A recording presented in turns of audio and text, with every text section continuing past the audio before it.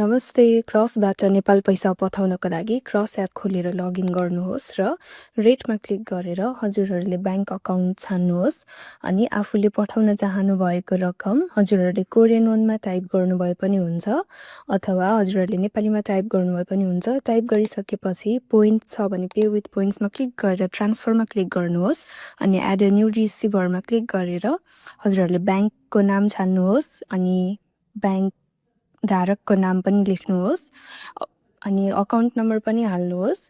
चेकमा जसरी लेखिएको छ त्यसरी नै राख्नुपर्ने हुन्छ, गलत हाल्नुभयो भने पैसा जाँदैन। अनि खाता नम्बरहरू सबै हालिसकेपछि हजुरहरूले व्यक्तिगत जानकारी फोन नम्बर पनि टाइप गरिदिनुहोस्।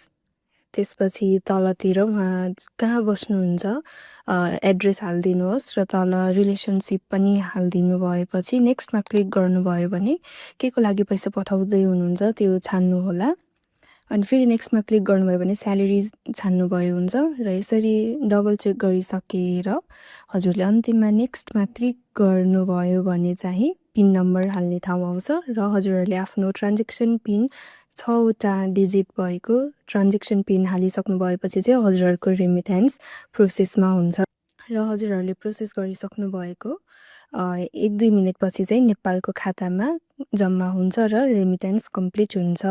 धन्यवाद।